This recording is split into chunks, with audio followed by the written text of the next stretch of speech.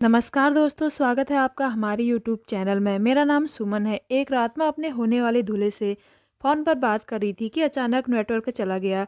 तो मैं आधी रात को छत पर चली गई, लेकिन उस रात छत पर कोई था जिसने अपने चेहरे पर नकाब पहना हुआ था। उसने मुझे पकड़ लिया और मेरे मुंह में कपड़ा डाल दिया और मेरे साथ ज़बरदस्ती की और मेरी ज़िंदगी बर्बाद कर दी। लेकिन शादी के दिन पता चला कि मैं गर्भवती हूँ, तो लड़के वालों ने शादी तोड़ दी। मेरी माँ उनके पैरों में गिर गई और दूल्हे के पिता ने कहा, इसकी शादी मुझसे कर दो। माँ मान गई और मेरे ससुर से मेरी शादी हो गई। जैसे ही दूल्हा शादी की रात कमरे में आया और उसने कपड़े उतारे तो मेरे होश उड़ गए, क्योंकि उसका आज मेरी शादी हुई थी और आज मेरी शादी की पहली रात थी। मैं अपने कमरे में बैठी थी, लेकिन मेरी आंखों में आंसू थे और मेरी हालत बहुत ख़राब थी। मैंने जो काजल लगाया था वो फैल गया था और मेरी लिपस्टिक भी अपनी जगह पर नहीं थी। मेरा पति अभी कमरे में नहीं आया था। मेरी शादी बड़े ही अजीब हालातों में हुई थी। फिर भी मैं अपने दिल को दिलासा देने लगी कि अब तो शादी हो गई है, ज़िंदगी जीनी है, मरना तो नहीं है।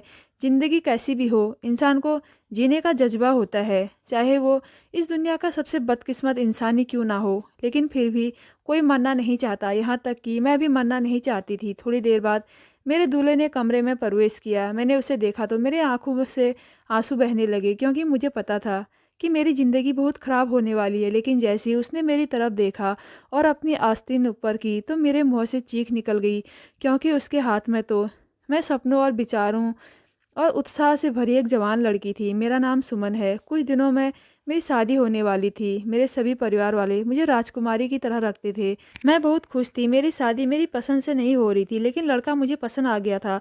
अगर आपको कोई लड़का पसंद है तो आप उससे शादी कर लेते हैं। इसे अरेंज मैरिज कहते हैं। मेरी शादी मेरे परिवार की पसंद से हो रही थी, लव मैरिज नहीं। लव मैरिज वह होती है जिसमें दो लोग एक दूसरे से प्यार करते हैं और फिर बाद में शादी करने का इरादा रखते हैं। लेकिन मैं अपने परिवार की पसंद की शादी से ही खुश थी, क्योंकि मुझे लड़का पसंद था। इन दिनों घर में बहुत उत्साह था। मेरे पिताजी जीवित नहीं थे, लेकिन मेरे कई चचेरे भाई थे। मेरी माँ ने ही मेरे लिए सब कुछ किया था। अभी 2 महीने पहले मेरी चचेरी बहनें सब ढोल लेकर बैठ गई थी और हर दिन घर में कुछ ना कुछ हंगामा होता रहता। पूरा उत्साह था। जब किसी लड़की की शादी होती है तो वह खुश होती है कि मुझे नए कपड़े मिलेंगे, मेरी सभी सहेलियां मुझे राजकुमारी की तरह प्यार करेंगी, कोई मुझे उठ के पानी भी नहीं पीने देगा। लेकिन मुझे नहीं पता कि आगे क्या होने वाला है, मेरे पूरे जीवन में मेरे साथ क्या क्या होने वाला है। और मेरा विश्वास करो, ऐसा किसी के साथ नहीं होता है। कोई भी लड़की किसी भी तरह ये नहीं जानती है कि उसकी शादी के बाद उसका क्या होगा। लेकिन इसका मतलब यह नहीं है कि आप इन दिनों का आनंद नहीं लें। 2-4 महीने या 7 महीने, किसी की किस्मत अच्छी हो तो 1 साल, पर मैं कहती हूँ कि इस समय को एंजॉय करना चाहिए। पर पता नहीं, आज मुझे अपने बाबा की याद आ रही थी। मेरी शादी में सिर्फ 1 महीना बचा था। अगर वो होते तो बहुत खुश होते। मुझे उनके आशीर्वाद की सख्त ज़रूरत थी। मैं अपने बाबा के बहुत करीब थी। उन्हें इस दुनिया से नहीं जाना था। उनको गए हुए सिर्फ 5 साल हुए थे। मेरी उनके साथ बहुत खूबसूरत और अच्छी यादें थी। मैं छत पर चली गई थी। नीचे तैयारियां शुरू हो चुकी थी और लाइट वगैरह भी लगनी शुरू हो गई थी। मेरी माँ सब कुछ कर रही थी। उन्होंने कहा था कि वो मेरी शादी बहुत अच्छे से करेंगी, ताकि मैं हमेशा याद रखूं। लेकिन देखा जाए तो इन सब सजावटों का लड़की के जीवन पर कोई असर नहीं पड़ता। फिर भी इंसान 2 पल की खुशियाँ मना ही लेता है, क्योंकि कोई आपकी थाली में खुशियाँ नहीं देता। खुशियाँ वक्त से चुरानी पड़ती है। इसलिए शायद रस्में और रिवाजों को बनाया गया है। मैं छत पर खड़ी थी। छत पर बहुत खामोशी थी। सर्दी का मौसम आने वाला था। ठंडी ठंडी हवा चल रही थी। मैं सोचने लगी कि मेरी शादी सर्दियों में हो रही है, ये बहुत अच्छी बात है। मेरे लिए भारी कपड़े पहनने में आसानी होगी और शायद मैं अपने पति के साथ हनीमून पर भी जाऊं। हर लड़की का सपना होता है कि वो अपने पति के साथ किसी ठंडे इलाके में जाकर घूमने का मजा ले। मेरा भी ये सपना था। खैर, मैंने खुद को संभाला और अपनी आंखें बंद कर ली कि अचानक किसी ने मेरे मुंह पर हाथ रख मुझे पीछे खींच लिया। उसकी पकड़ बहुत मजबूत थी। वो मेरा अपना नहीं था। उसने मेरे साथ बहुत बड़ा अन्याय किया। उसने मेरे साथ ज़बरदस्ती की। मुझे याद है कि मैंने एक पक्षी देखा था, लेकिन इस वक्त पक्षी कहाँ और कैसे, किसी तरह मेरी आंखों के सामने एक काला पक्षी था, या शायद उस पक्षी का निशान था। मुझे कुछ और याद नहीं था, क्योंकि जब मुझे नीचे लाया गया तो मैं बेहोश हो गई थी। शायद सभी मुझे ढूंढते रहे और खोजते रहे, और 2-4 घंटे के बाद मैं उनको छत पर मिली। छत पर बहुत अंधेरा था। घर रोशनी से सजाया गया था। छत पर कोई लाइट नहीं लगाई गई थी। छत पर लाइट का कोई काम भी नहीं था। छत के ऊपर दीवारें थी। दीवारें इतनी ऊंची बनाई गई थी कि अगर कोई बैठा भी हो तो वह दिखाई नहीं देता था। इसलिए घर वालों को खोजने में काफ़ी परेशानी हो रही थी क्योंकि उस आदमी ने मुझे ज़बरदस्ती करके एक कोने में लाश की तरह रख दिया था। कुछ लोग मुझे खोजते हुए छत पर भी आए थे, लेकिन मैं उन्हें दिखाई नहीं दी। जब सुबह हुई और सुबह की रोशनी फैलने लगी तो मुझे उन्होंने देखा और मुझे अस्पताल ले जाया गया। यह बात सिर्फ मेरी माँ और करीबी रिश्तेदारों को ही पता थी। उनको भी नहीं पता कि मेरे साथ क्या हुआ, और मैंने बताया भी नहीं। मैं डर गई थी और मैंने कहा मुझे चक्कर आ रहे थे और मैं बेहोश हो गई थी।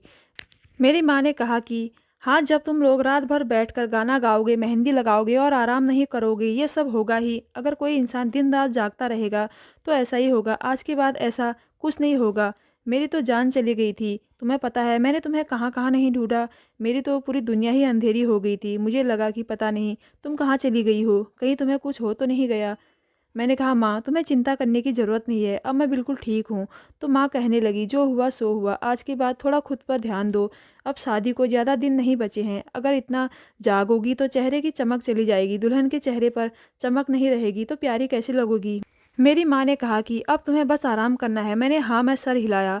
हम अस्पताल से घर आ गए। धीरे धीरे समय बीतता गया। मैंने किसी को नहीं बताया कि मेरे साथ क्या हुआ था। मैंने अपने होंठों को खामोश रखा। मैंने उस दर्द को अपने सीने में दबा लिया और किसी को कुछ नहीं बताया। और शादी का दिन भी करीब आ गया।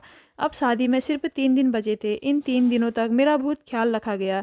मेरी उदासी को बस यही सोचा गया कि शायद मुझे अपने बाबा की याद आ रही है। मैं इस घर में और सबसे दूर जाने वाली हूँ, इसलिए मैं चिंतित हूँ। लेकिन सिर्फ मैं ही जानती थी कि मेरे साथ क्या हुआ था। लेकिन मैंने अपना मुंह बंद रखा क्योंकि मुझे पता था कि इसका क्या परिणाम होने वाला है। मुझे नहीं पता था वो कौन था जिसने मेरे साथ यह सब किया, लेकिन फिर भी मैं अपनी ज़िंदगी बर्बाद होने से बचा रही थी। मैं चुप रहकर ये सब कर रही थी। सिर्फ मैं ही जानती थी कि मेरे साथ क्या हो रहा था, लेकिन मैं कभी किसी को कुछ नहीं बता सकती थी। कभी कभी मेरी आंखों में आंसू आ जाते थे जो बेकाबू हो जाते। तो बस सबसे यही कहती कि मुझे बाबा की याद आ रही है, मुझे आप लोगों से दूर जाने का दुख है। घर के बाकी लोग इतने व्यस्त थे कि किसी ने मुझ पर ज़्यादा ध्यान नहीं दिया, और मैंने भी खुद को नियंत्रण करने की बहुत कोशिश की। और आखिरकार मेरी शादी का दिन आ गया। अगर ये दिन बीत जाता तो मेरी ज़िंदगी में सब ठीक हो जाता। आप लोग यही सोच रहे होंगे कि शादी भी नहीं करनी चाहिए थी, किसी और की ज़िंदगी बर्बाद नहीं करनी चाहिए थी। लेकिन यह फैसला करना मेरे बस में नहीं था। ये फिल्मों में हो सकता है, लेकिन असल ज़िंदगी में बड़ा मुश्किल होता है। एक लड़की की शादी टूटना बहुत मुश्किल होता है। इससे भी बुरा होता है हमारे समाज में अगर किसी लड़की की शादी टूट जाती है तो कोई इसे कभी सम्मान की नज़र से नहीं देखता। मैं अपने लिए इतनी बड़ी सज़ा कैसे चुन सकती थी। मुझे पहले ही इतनी बड़ी सज़ा मिल चुकी थी, अब मैं अपने लिए दूसरी सज़ा नहीं चुन सकती थी। मेरी एक ननद थी, मेरे ससुर थे, मेरी सास थी और मेरे पति इकलौते बेटे थे। बारात आ चुकी थी लेकिन मुझे अभी बाहर बैठाया नहीं गया था। लेकिन मेरी ननद मेरे कमरे में आई। उसने मुझे देखा और कहा, भाभी आप बहुत सुंदर लग रही हो। वैसे मैं बहुत सुंदर थी और आज मैं दुल्हन के जोड़े में बहुत सुंदर लग रही थी। मेरी ननद मेरे पास आई और बैठ गई। कुछ मिनट ही हुए थे कि अचानक मुझे उल्टी होने लगी। अगर वो मेरे करीब रहती तो शायद मैं उसके ऊपर ही उल्टी कर देती। मैंने अपना चेहरा पीछे घुमा लिया। वो बोली, भाभी आपको क्या हो गया है। मैंने कहा, वो दरअसल मैं डाइटिंग कर रही हूँ तो ना मेरे पेट की हालत अजीब हो गई है और ये सब टेंशन की वजह से हो रहा है। वो बोली, परेशान होने की क्या ज़रूरत है, आज आपकी शादी है, आपको खुश रहना चाहिए। मैंने खुद पर काबू किया, लेकिन कुछ देर बाद मुझे फिर से उल्टियाँ होने लगी। मेरी नंद ने मुझे अजीब नज़रों से देखा और कहा, मैं 1 मिनट में आती हूँ। यह कहकर वो वहाँ से चली गई। मेरी माँ को पता चल गया कि मुझे उल्टियाँ हो रही है। मेरी माँ कहने लगी, क्या उल्टी सीधी चीज़ें खा ली तूने। तेरी नंद ने भी तुझे ऐसा करते देख लिया है। तुझे पता नहीं है बेटा, लोग बकवास करते हैं कि दुल्हन उल्टी कर रही है। मैंने कहा, कोई उल्टी क्यों नहीं कर सकता। मेरी माँ ने कहा, ऐसे जवान लड़कियों को शादी के दिन कहाँ उल्टियाँ होती हैं, तुझे ऐसा नहीं लगता। तुझे नहीं पता जवान लड़कियों की उल्टी के साथ क्या जोड़ा जाता है। तू इतनी भी बेवकूफ़ नहीं है, तुझे यह पता है। मैंने कहा, माँ ये सब तो नाटकों में होता है। मैंने कहा, माँ मैंने अपनी ननद से कहा था कि मैं डाइटिंग पर हूँ, इसलिए मेरे साथ यह हो रहा है। तो मेरी माँ ने कहा, तो तूने डाइटिंग की है और तूने मुझे नहीं बताया, इसलिए तेरे साथ ऐसा हो रहा है। तेरी शादी होने वाली है, फिर भी तू उल्टी सीधी हरकतें करती रहती है। तुझे डाइटिंग की क्या ज़रूरत थी। मैं बहुत ही ज़्यादा परेशान थी। ऊपर से मेरी माँ मुझे 4 बातें सुनाकर चली गई। मैंने कहा, माँ अब बस करो, मुझे बिल्कुल भी अच्छा नहीं लग रहा है, इसलिए आप मुझे कुछ मत कहें। मैं माँ से ज़्यादा बहस नहीं करना चाहती थी क्योंकि मैं भी इंसान हूँ, मेरी भी जुबान फिसल सकती थी। बड़ी मुश्किल से मैंने ऐसा किया। मैंने सब कुछ छुपाया और मुझे स्टेज पर बैठाया गया। लेकिन मैं स्टेज पर थोड़ी ही देर बैठी थी। तभी मेरी आंखों के सामने अंधेरा छाने लगा और मैं बेहोश हो गई। मैं होश में नहीं आ पा रही थी तो मेरी नंद सबके सामने कहने लगी, पहले भाभी को उल्टियाँ हो रही थी, अब भाभी बेहोश हो गई है। आखिर ये मामला क्या है? ससुराल वाले ऐसे ही होते हैं, वो अच्छे नहीं होते हैं। अगर आप उनको सीधी बात कहो तो उनको उल्टी ही बात सुनाई देती है। और यहाँ पर मैं खुद फंस गई। पहले मुझे उल्टियाँ हो रही थी, उसके बाद मुझे चक्कर आने लगे, तो उनको शक होना लाजिमी था। मुझे लगता है कुछ और बात है। आखिर मैं ये बात कब तक छुपा सकती थी? मैं बहुत परेशान हो गई थी। पर मैं मरती ना तो क्या करती? अब तो मुझे सबकी नज़रों का सामना करना था और उनके सवालों का जवाब देना था। पता नहीं वो मेरे बारे में क्या सोचेंगे। सब कहने लगे, डॉक्टर को बुलाओ, आखिर दुल्हन को क्या हो गया है। तब उन लोगों में एक डॉक्टर थे, वो आए और उन्होंने जब मेरा चेकअप किया तो वो हैरान रह गए। तब तक मैं होश में आ चुकी थी। अब उन्होंने मुझे ये खबर सुनाई। उन्होंने कहा कि मैं माँ बनने वाली हूँ। ये सबके लिए बड़ा अजीब था। मेरी माँ बोली, मैं तेरा मुंह नोच लूँगी, तू ऐसा कैसे कह सकता है? मेरी बेटी की शादी है और तू ये कैसी बात कर रहा है? ऐसा कुछ नहीं है, मेरी बेटी का किसी से कोई संबंध नहीं है। मेरी सास सबके सामने कहने लगी कि कोई संबंध नहीं है, तो फिर उसके पेट में ये कैसे हुआ? डॉक्टर ने खुद कहा है। मेरी माँ मेरी सास से कहने लगी, देखो ऐसा मत कहो, मेरी बेटी कभी कुछ गलत कर ही नहीं सकती। उसने आज तक कभी किसी लड़के से बात भी नहीं की। मेरी माँ डॉक्टर से पूछने लगी, तुम ऐसा क्यों कह रहे हो? बताओ, ये झूठ है, नहीं तो बड़ा ड्रामा हो जाएगा। डॉक्टर ने कहा, कोई बात नहीं, मैं गलत भी हो सकता हूँ, तो टेस्ट करवा लेते हैं। मैं यहाँ एक मेडिकल वाले को जानता हूँ, वो आधे घंटे में ही रिपोर्ट दे देगा। मैंने कहा, मैं कोई टेस्ट नहीं करवाऊंगी। मेरी माँ ने कहा, तू टेस्ट क्यों नहीं करवाना चाहती? मेरी इज्जत सबके सामने नीलाम मत कर, वो जो कहे चुपचाप कर। मुझे पता था मैं ही मुसीबत में हूँ। उसने आधे घंटे के अंदर मेरा टेस्ट करवा दिया। इसमें कोई झूठ नहीं है। अब रिपोर्ट भी आ गई है। मेरी माँ ने मेरी तरफ ऐसे देखा जैसे वो मुझे जानती ही नहीं और जैसे मैं उनकी बेटी नहीं हूँ। सबने बात करनी शुरू कर दी। मेरी सास भी बकवास करने लगी। मेरी सास कहने लगी, भगवान का शुक्र है कि मेरे बेटे की शादी इस लड़की से नहीं हुई है। मैं सर झुकाए सबकी बातें सुन रही थी।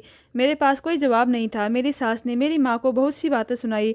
आप बहुत कह रही थी कि मेरी बेटी बहुत अच्छी है और वो बहुत शरीफ है। देखो आपकी बेटी ने क्या किया है। ये तो हमारा सौभाग्य है जो हमें पता चल गया, नहीं तो मेरे बेटे की ज़िंदगी बर्बाद हो जाती। मेरा होने वाला पति भी मुझे अजीब निगाहों से देखने लगा।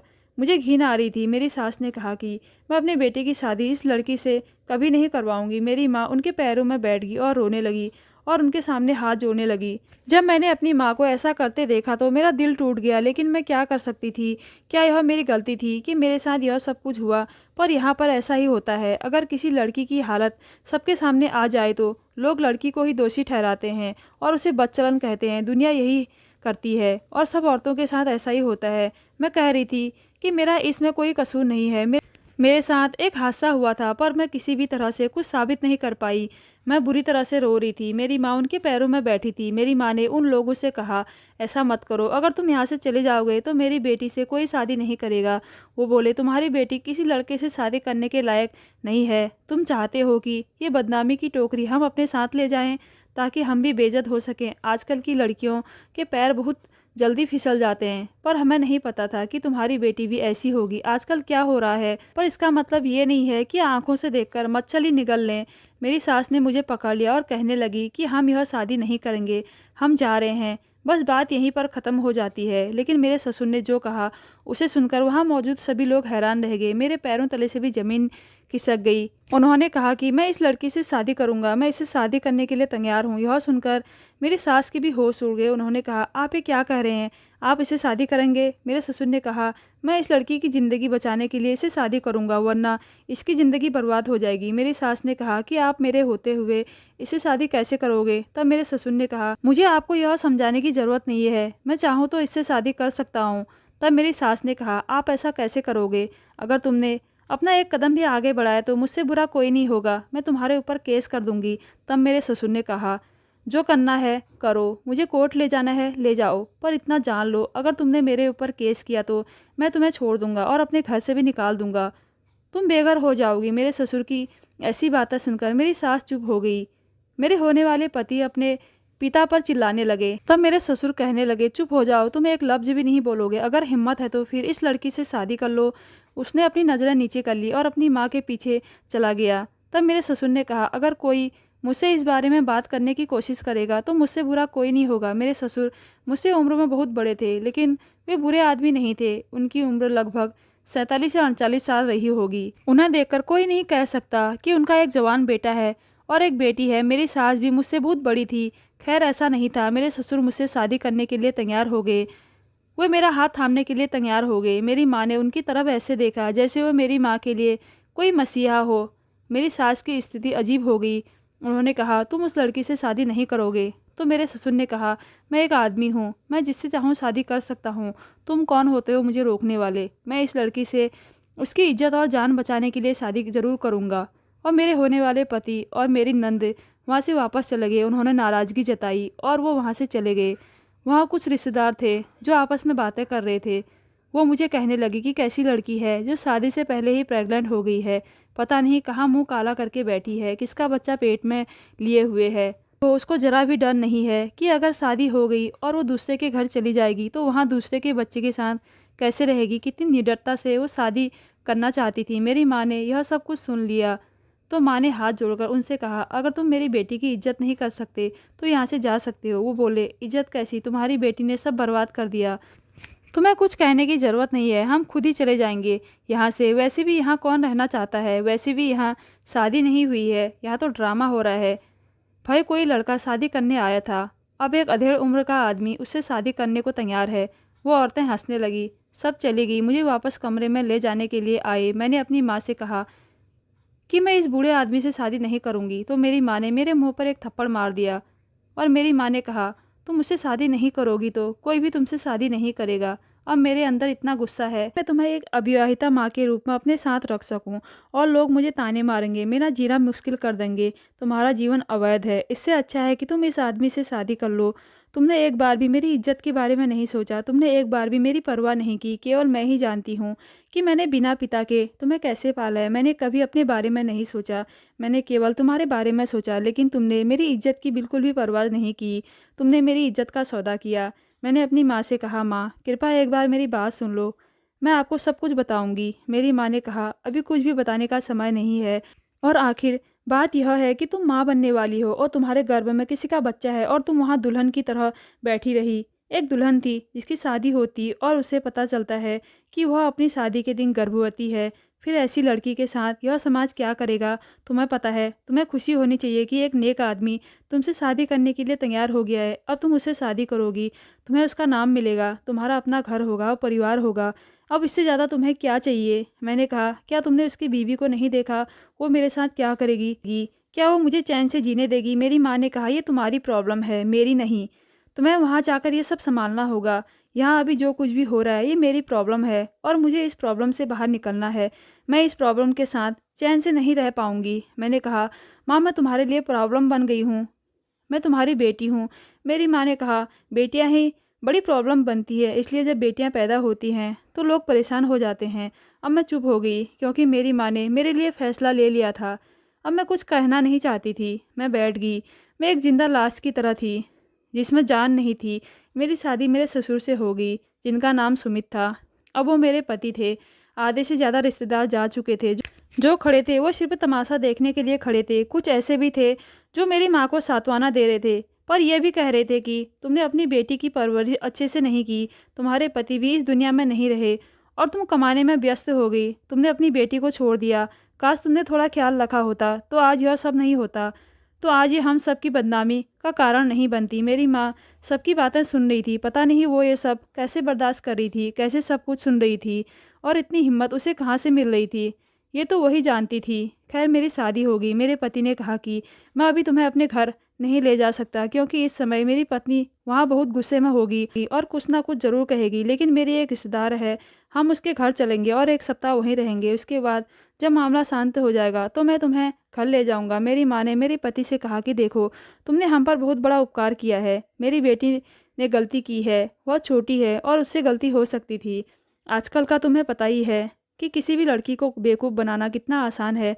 अब मेरी बेटी सुमन तुम्हारी पत्नी है, वह तुम्हारे साथ है, तुमने इसको स्वीकार किया है, तो क्या तुम उसका ख्याल रखोगे? उन्होंने कहा, हाँ क्यों नहीं रखूँगा, मैंने सोच समझ कर ही शादी की है। तुम चिंता मत करो, मैं तुम्हारी बेटी का बहुत ख्याल रखूँगा। मैं यह सोचकर हैरान थी कि इस आदमी ने मुझसे शादी कैसे कर ली, उसने यह सब कैसे स्वीकार कर लिया। मुझे नहीं पता, शायद इस आदमी का दिल बहुत दयालु था। एक वो आदमी था जिसने मेरे साथ ये अपराध किया, और एक आदमी ये था जो मेरी मदद कर रहा था। मेरे दिल में उसके लिए प्यार तो नहीं आया, पर मेरे दिल में उसके लिए सम्मान ज़रूर आया। उसने मुझे इस दर्द से बचाया। मेरी माँ सही कहती है, क्योंकि जो भी था, ये सच था कि मैं एक माँ थी। मैं गर्भवती थी और मेरे गर्भ में किसी और का बच्चा था। उसने मुझसे शादी कर ली। खैर 2-4 घंटे मैं अपनी माँ के घर बैठी थी, पर ना तो मेरी माँ मुझसे बात कर रही थी और ना ही कोई और। मैंने अपनी माँ से कहा, अगर तुम्हें मेरी परवाह नहीं है तो तुम ये क्यों कह रही थी कि मेरी बेटी का ख्याल रखो। मेरी माँ ने कहा कि चाहे कुछ भी हो जाए, तुम हमेशा मेरी बेटी ही रहोगी, पर जो तुमने किया है उसके लिए मैं तुम्हें कभी माफ़ नहीं करूँगी। अपने घर जाओ, और मेरे घर बार बार आने की कोई ज़रूरत नहीं है। मैंने कहा, माँ मैं तुम्हें सब बताना चाहती हूँ। मेरी माँ ने कहा, तुम मुझे कहानियाँ सुनाकर मेरा दिल क्यों जलाना चाहती हो? क्या बताओगी तुम मुझे कि उस लड़के से कैसे मिली थी? या तुम लोग एक दूसरे से छुप छुप कर मिला करते थे? अगर तुम्हें कोई और लड़का पसंद था तो तुमने शादी के लिए हाँ क्यों कर दी? तुमने मुझे पहले क्यों नहीं बताया कि तुम्हें कोई और लड़का पसंद है? मैं खुशी खुशी उससे तुम्हारी शादी करवा देती। तुम्हें इतना ड्रामा करने की क्या ज़रूरत थी? तुमने खुद का ही नहीं, मेरी परवरिश का भी ड्रामा किया। तुम्हारे पिताजी भी इस दुनिया में नहीं है। अगर वो जिंदा होते तो तुम्हारी पसंद को ज़रूर समझते। तुमने कैसे समझ लिया कि तुम्हारी माँ नहीं समझेगी? तुम्हें कम से कम मुझे बता देना चाहिए था। मैंने कहा, माँ आप मेरी बात नहीं सुन रही हो, आप मेरी बात सुनोगी। आपको लगता है मैं ये कर सकती हूँ? मैं आपकी बेटी हूँ, आपने मुझे पाला है। क्या आपको अपनी परवरिश पर भरोसा नहीं है? आपको मुझ पर भरोसा नहीं है, मैं मानती हूँ, लेकिन कम से कम आपको अपनी परवरिश पर भरोसा करना चाहिए। तो माँ बोली, मैं अपनी परवरिश पर कैसे भरोसा कर सकती हूँ? आजकल के बच्चे अपने माँ बाप के हाथ से निकल गए हैं। और हाँ, मुझे तुम पर बड़ा गुरूर था, लेकिन तूने मेरी इज्जत खराब कर दी है। मुझे कहा कि अब इस बारे में बात मत करो। मैं अपनी माँ के पैरों में बैठ गई और उन्हें बताना चाहती थी कि मेरे साथ क्या हुआ। मैं अपनी माँ को अपने बारे में बताने ही वाली थी कि तभी मेरे पति मुझे लेने आ गए और मेरी माँ ने मुझे उनके साथ विदा कर दिया। वहाँ से जाने के बाद हम लोग मेरे पति के दोस्त के घर आ गए। मैं एक जगह बैठ गई। घर में कोई नहीं था, सिर्फ मेरे पति थे। वो कमरा सेट कर रहे थे। मैंने देखा और वापस अपनी जगह पर बैठ गई। कुछ देर बाद मेरे पति मेरे पास आए और कहा, कमरे में जाओ, मैं कुछ देर में आता हूँ। मैं जाकर बेड पर बैठ गई। करीब 10 मिनट बाद मेरे पति मेरे कमरे में आए। वो आए, मेरा घूंघट उठाकर मेरे मुंह दिखाए। मैं मेरे हाथ में 15,000 रुपये रख दिए। मैं उन रुपयों को हाथ में लेकर चुपचाप बैठी रही। मैं बहुत परेशान हो रही थी। मेरे चेहरे का सारा मेकअप बिखरा हुआ था, मेरी आंखों पर काजल बिखरा हुआ था, और रोने की वजह से मेरा सारा मेकअप खराब हो गया था। मेरे बाल भी खराब हो गए थे। मैं एक बर्बाद दुल्हन की तरह लग रही थी, और शायद मैं एक बर्बाद दुल्हन ही थी। वह आदमी मेरे करीब आया, कहा, मुझे मेरे फैसले पर पछताने मत देना। एक अच्छी पत्नी बन के रहना। जो भी तुम्हें नुकसान पहुंचाने के लिए हाथ आगे बढ़ाएगा, मैं उस हाथ को तोड़ दूंगा, लेकिन बदले में तुम भी मेरी हर बात मानोगी। मैंने कहा, तुमने यह फैसला क्यों लिया? उसने कहा, मैं तुम्हारी ज़िंदगी बर्बाद होते नहीं देख सकता था। मैंने कहा, लेकिन मैं तो तुम्हारी बेटे की होने वाली पत्नी थी। फिर तुमने मुझे अपनी पत्नी बनाने के बारे में कैसे सोचा? उसने कहा, अब ऐसी बातें मत करो, भूल जाओ। अच्छा हुआ कि तुम मेरे बेटे की पत्नी नहीं बनी। वह बहुत ही बदतमीज आदमी है। उसके बहुत बुरे संस्कार है। उसे उसकी माँ ने पाला है। वह मेरी इज्जत भी नहीं करता है। वह कहता है कि बाबा ने मुश्किल वक्त में हमारा साथ नहीं दिया, इसलिए मेरे सामने उसके बारे में बात मत करना, और मैं तुम्हें अलग घर में रखने की कोशिश करूंगा। ऐसा ना हो कि वह आते जाते तुम पर नज़र रखे। मैं चुप हो गई। इतना कहकर मेरे पति बिस्तर से उठे और अपनी शर्ट उतारने लगे। जैसे ही उन्होंने अपनी टी शर्ट उतारी, मेरे पैरों तले से ज़मीन खिसक गई, क्योंकि उस रात जब मेरे साथ ज़बरदस्ती हुई थी, तब मैंने अपनी आंखों के सामने एक पक्षी को देखा था। यह एक पक्षी की परछाई थी। मैंने वहां पक्षियों को देखा और मैं सब समझ गई। मेरे साथ अत्याचार करने वाला कोई और नहीं बल्कि मेरे होने वाले ससुर थे, और उनके हाथ पर भी एक पक्षी का टैटू बना हुआ था। मैं उससे दूर जाने लगी। उन्होंने कहा, क्या हुआ, कहाँ जा रही हो? मैंने कहा, तुम ही हो। उन्होंने कहा, क्या मतलब है तुम्हारा? मैंने कहा कि तुम ही हो। उन्होंने कहा, कैसी अजीब बातें कर रही हो, तुम पागल तो नहीं हो गई हो? मैंने कहा, हाँ तुम ही थे। मेरी नज़र उस पक्षी के निशान पर थी और मेरे दिमाग में सब कुछ साफ हो गया था। मैंने कहा, उस रात छत पर मेरे साथ जो कुछ भी हुआ वो तुमने किया। वो बोले, हाँ तुम्हारे पेट में मेरा बच्चा है। अब इस बात से कोई फ़र्क नहीं पड़ता है। अब अपनी माँ और अपनी इज्जत बचाओ और मेरे साथ चुपचाप अपनी ज़िंदगी बिताओ। अब मुझे पता था कि मुझे क्या करना है। मैंने एक फूलदान उठाया और उस व्यक्ति के सर पर दे मारा, और मैं वहाँ से भाग गई। सीधा अपनी माँ के पास गई, उन्हें सारी बात बताई। मेरी माँ हैरान थी। मैंने कहा, माँ मैं झूठ नहीं बोल रही हूँ, तुम्हारी कसम। तुमने मुझे बात करने का मौका भी नहीं दिया। मैं भी सोच रही थी कि वो कौन था जिसने मेरे साथ ये सब किया, पर मुझे मेरा गुनहगार मिल गया है, वो आदमी है सुमित। उसी ने मेरे साथ ये सब किया। उसकी मुझ पर बुरी नज़र थी। जब से उसने मुझे देखा, उसकी नीयत ख़राब हो गई। उसने मेरे साथ ये सब इसलिए किया क्योंकि वो मेरी शादी अपने बेटे से नहीं कराना चाहता था, बल्कि वो मुझसे शादी करना चाहता था। अगर वो ये सब नहीं करता तो मेरी शादी उसके बेटे से होती। इसलिए उसने मेरे साथ ये सब किया ताकि मैं तमाशा बन सकूं और वो सबके सामने मेरा हाथ पकड़कर महान बन सके। मेरी माँ ने मुझे गले लगाया और कहा, मुझे माफ़ कर दो बेटी, मैंने तुम्हारी ज़िंदगी बर्बाद कर दी। हम कल पुलिस स्टेशन जाकर इस आदमी के खिलाफ केस दर्ज कराएंगे। ये सब बहुत मुश्किल होगा, पर मैं तुम्हें उस आदमी के हाथ में नहीं जाने दूंगी। यह सब बहुत मुश्किल था। शायद मुझे बहुत सवालों के जवाब देने पड़ते, लेकिन केस अभी भी चल रहा है। इस सब में मेरे बच्चे की गलती नहीं थी। मैं एक बच्चे को जन्म दूंगी, मैं उसे इस दुनिया में लाऊंगी, मैं उसे एक अच्छा इंसान बनाऊंगी। मुझे नहीं पता कि मेरे साथ यह सब क्यों हुआ, लेकिन यह तसल्ली है कि मेरी माँ मेरे साथ खड़ी है। लोगों को पता है कि मेरे साथ बुरा हुआ है, लोग अभी भी बात करते हैं, लेकिन अब मुझे किसी की परवाह नहीं है। मुझे बस बहुत हिम्मत रखने की ज़रूरत है। उम्मीद है कि सब कुछ ठीक हो जाएगा। अब मैंने इस बारे में सोच लिया है कि मुझे अपने जीवन के साथ आगे बढ़ना है। मेरी माँ का समर्थन और उनकी हिम्मत मेरे लिए बहुत महत्वपूर्ण थी। पुलिस स्टेशन जाने के बाद जब हमने मामला दर्ज किया, पुलिस ने मेरी बात ध्यान से सुनी। मैं हर विवरण को याद करने की कोशिश कर रही थी। उस रात मैंने जो कुछ भी देखा और महसूस किया, पुलिस ने मेरा समर्थन किया और कहा कि आपको डरने की ज़रूरत नहीं है, हम आपकी मदद करेंगे। जब मैंने यह किया तो मेरी आवाज़ थोड़ी काँप रही थी, लेकिन माँ ने हिम्मत जुटाई और उसने कहा कि वह सिर्फ मेरा पति ही नहीं, बल्कि मेरे लिए एक डर है। कोर्ट में सब सुन रहे थे। उसकी नज़रें मुझ पर टिकी थी। वह आदमी वहीं खड़ा था। उसकी आंखों में गुस्सा था, लेकिन इस बार मैं उससे डरी नहीं। मेरे बयान के बाद मेरी माँ ने खुद को संभाला और कहा, यह मेरी बेटी है। उसने जो कुछ भी झेला है, उसकी कहानी सुनी जानी चाहिए। मैं दिल से खुश हुई थी। मेरी माँ मेरे लिए खड़ी रही। वो सुनने के बाद मुझे समझ में आया कि मुझे सिर्फ अपनी ज़िंदगी ही नहीं, बल्कि उन सभी लड़कियों के लिए भी लड़ना है जो ऐसे ही मुश्किल दौर से गुजर रही हैं। मुझे खुद पर भरोसा था और मैं चाहती थी कि मेरी कहानी दूसरों तक पहुँचे, ताकि वो भी समझ सके कि उन्हें अपने अधिकारों के लिए लड़ना कभी बंद नहीं करना चाहिए। जब कोर्ट का फैसला आया तो मैं और मेरी माँ खुश थे कि सुमित को सज़ा मिल गई है, लेकिन मैं जानती थी इतना कुछ होने के बाद भी मुझे बहुत नया शुरू करना होगा। मैंने अपने बच्चे को जन्म देने का फैसला किया और इस बार मुझे अपने बच्चे के साथ रहना होगा। मुझे इस बारे में सोचना था। मेरी माँ ने मेरी तरफ देखा और कहा कि अब तुम्हें एक नई शुरुआत करनी चाहिए, तुम्हें अपने सपनों के पीछे भागना चाहिए। मैं खुद से कह रही थी कि मुझे सिर्फ अपने बच्चे के लिए नहीं, बल्कि अपने लिए भी जीना है। दिन बीतते गए और मैं एक अनाथ आश्रम में काम करने लगी और अपने बच्चे की देखभाल करते हुए मैंने सोचा कि मुझे एक नई ज़िंदगी की शुरुआत करनी चाहिए। मैं एक अनाथ आश्रम में बच्चों की देखभाल करने लगी। वहाँ मेरी मुलाकात एक लड़के से हुई जिसका नाम आशीष था। वो लड़का मेरी सारी सच्चाई जानता था। एक दिन वो मेरे पास आया और आगे आकर बोला कि वो मुझसे प्यार करता है और मेरा हाथ थामना चाहता है और मुझे अपने बच्चे के साथ अपनाना चाहता है। तो आप ही बताओ, मुझे आशीष से शादी कर लेनी चाहिए या अपने बच्चे के साथ अकेला रहना चाहिए? दोस्तों, कैसी लगी आज की स्टोरी? अगर अच्छी लगी तो हमारे चैनल को ज़रूर सब्सक्राइब कीजिएगा। धन्यवाद।